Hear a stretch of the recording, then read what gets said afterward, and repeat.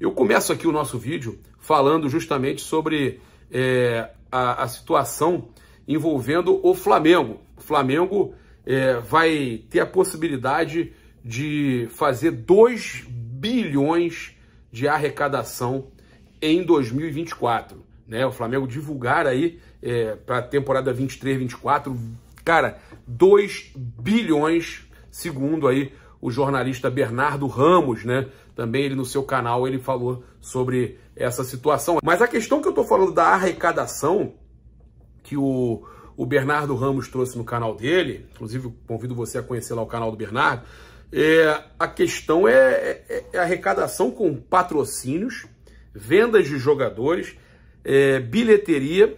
O Flamengo tem previsão, né? A arrecadação que vinha 1 bilhão, 1,2, a previsão de aumentar premiações, Flamengo buscando aí conseguir premiações também por títulos em 2023 e, claro, com venda de jogadores, o Flamengo bater essa arrecadação aí de 2 bilhões. Isso aí, se o Flamengo faz a questão da SAF ainda, a gente está falando aí de 4 bilhões nos cofres do Flamengo para a construção do estádio e para contratações, né? Então o Flamengo podendo também fazer outras coisas, além disso, né? Há uma previsão aí muito grande da venda daquelas unidades, né, do Morro da Viúva. São, se não me engano, são 20 apartamentos que o Flamengo vai vender, né? A gente sabe aí que cada apartamento ali, né, a gente tem um valor aí altíssimo, né?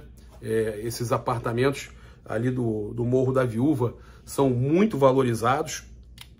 Então, o Flamengo tem ali, então, tudo isso aí, mas lembrando que essa parte aí de Morro da Viúva tem a ver com patrimônio, então tem que ser destinado para alguma coisa relacionada à construção. E aí, revitalização da Gávea, construção de novas situações ali no clube, né? Então, tudo isso aí, o Flamengo, cara, arrecadando demais. A gente está falando de bilhões. O Flamengo caminha aí para resolver a situação do estádio, óbvio. Isso é de uma hora para outra? Não. É para ano que vem? Não. Mas o Flamengo já está gigante em contratações, em arrecadação. Só falta o Flamengo ter o negócio fechado, né? Resolver essa questão para caminhar para o início de escolha de terreno, construção. Com dinheiro na mão vai ser muito mais fácil. E lembrando, além disso tudo, o Flamengo pode estar com dinheiro na mão e gastar menos ainda, porque pode ter o naming rights, né? Com o naming rights, o Flamengo ainda segura um pouco da grana e pode fazer o que ele quiser. Então, é inacreditável o mar de possibilidades. Além disso, em paralelo a isso, o presidente Rodolfo Landim também está buscando um formato diferente dos demais clubes aí do futebol brasileiro na Libra, né? O Flamengo pode conseguir ao invés de receber uma parte em dinheiro, o Flamengo deixar aquela parte ali, eu não quero receber tudo em dinheiro não. Uma parte vem em dinheiro, a outra parte eu quero ficar com uma participação na Libra, na empresa. E o Flamengo vai ganhar em cima de todos os outros clubes, mas ele tem condição para isso, ele não precisa receber dinheiro, ele quer fazer parte do negócio. O Flamengo seria sócio da Liga, né? Se é que isso vai ser autorizado, mas seria uma questão aí de não receber, né? E ter participação no sucesso da Liga, né? Você tem uma participação, você seria ali, você participaria da Liga. Isso eu achei muito interessante, né? Foram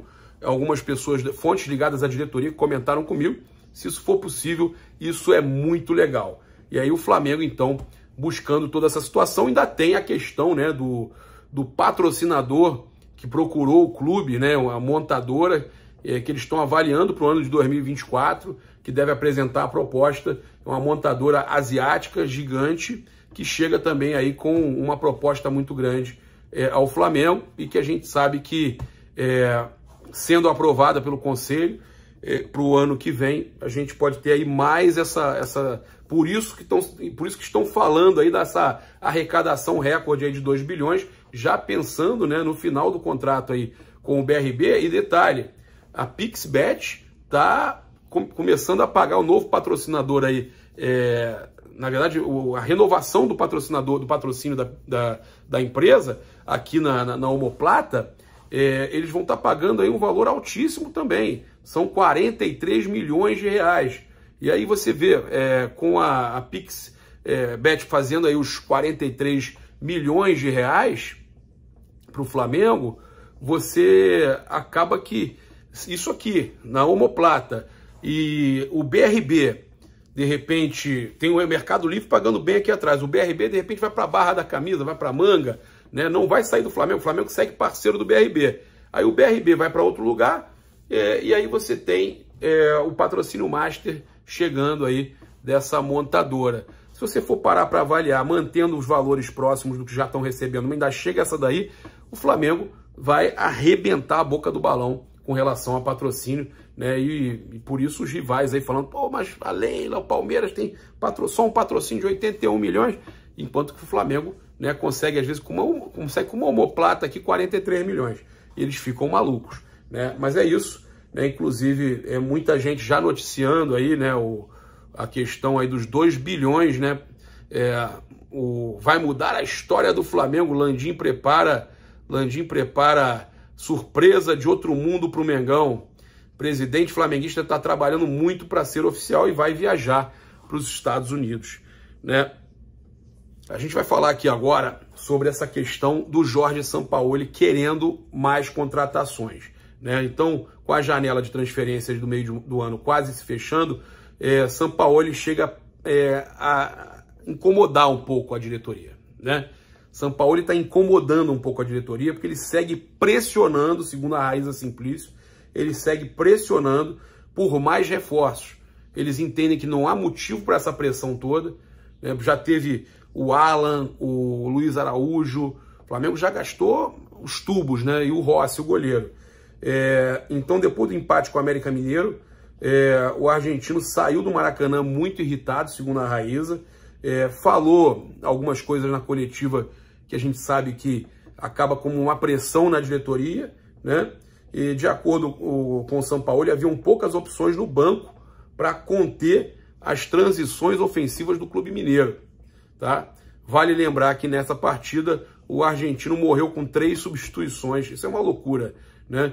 Tendo utilizado somente as entradas de Vitor Hugo e Pedro no lugar de Everton Ribeiro e Bruno Henrique, respectivamente. Então, Sampaoli tem morrido sempre com substituição, né, no bolso, né? Ele podendo utilizar, ele tem acabado o jogo com substituições restando. Mas, de qualquer forma, a Raíza trouxe que ele ficou irritado por não ter opções e que está cobrando a diretoria por contratações.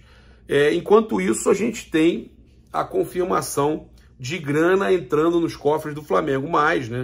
Mas, olha só, o Flamengo finalizou a venda de Mateusão para o Al-Shabaab, né, para o Shabab Al-Ali, do Emirados Árabes. O Flamengo possuía 45% dos direitos econômicos do atleta e, com a negociação, faturou 5,1 milhões de reais, tá?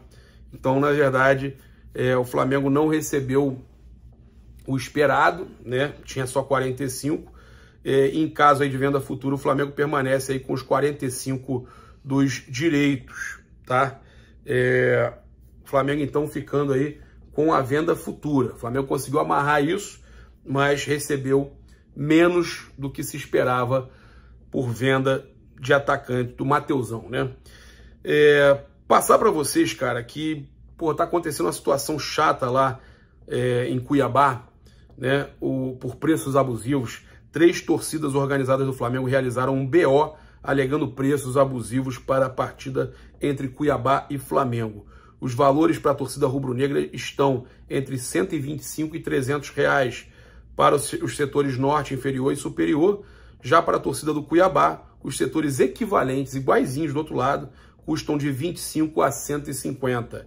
Segundo o regulamento da competição da CBF, no capítulo 7, artigo 97, incluso 4º, os preços dos ingressos para a torcida visitante deverão ter necessariamente nos respectivos setores do estádio ou equivalente os mesmos valores dos ingressos cobrados para a torcida local, observadas eventuais disposições contidas nos RECs ou emitidas pela CBF.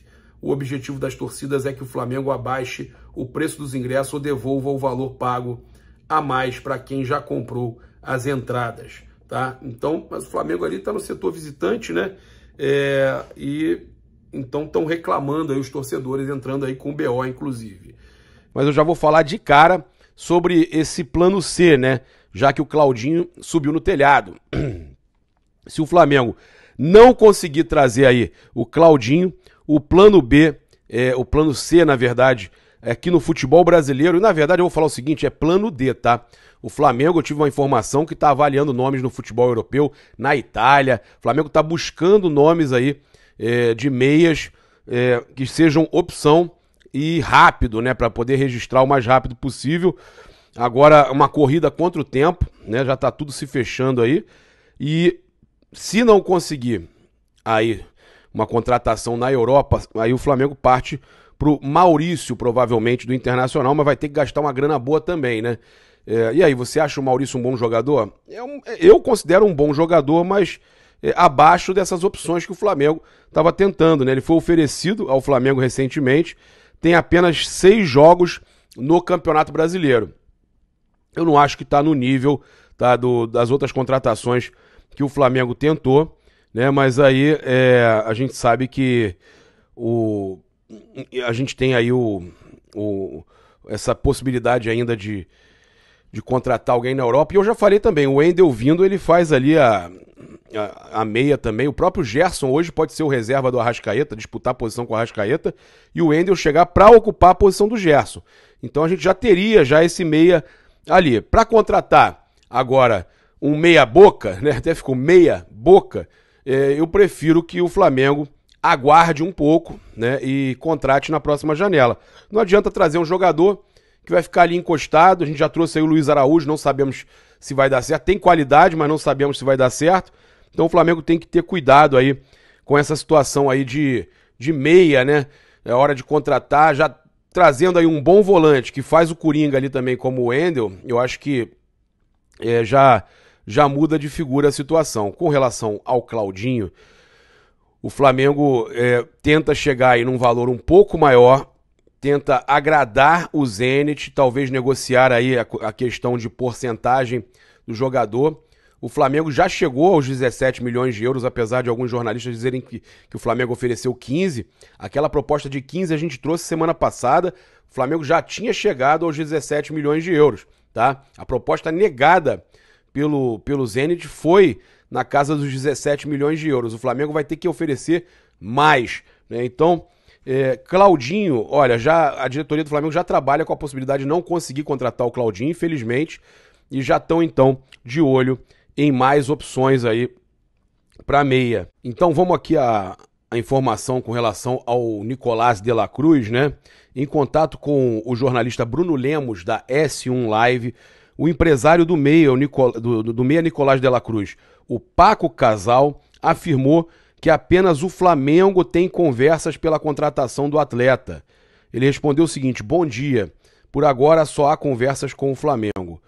Vale destacar recentemente que veículos argentinos haviam noticiado um possível interesse da Lazio da Itália no jogador do River Plate. E depois disso, os mesmos veículos também deram que estava avançado com a Lazio, que a Lazio ia pagar. Lá na imprensa europeia, tanto na europeia quanto na argentina, davam que a Lazio ia pagar a multa do jogador, do Nicolás de la Cruz, e agora a gente vê essa situação aí, né, da Lazio nem está na parada, segundo o Paco Casal, que é o empresário do jogador. E aí, será que ainda tem chance do De La Cruz vir para o Flamengo?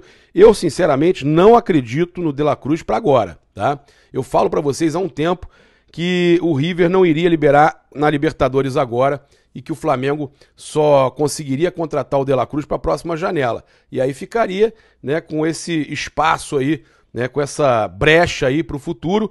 Resta saber se consegue ou não, que está muito difícil trazer o Claudinho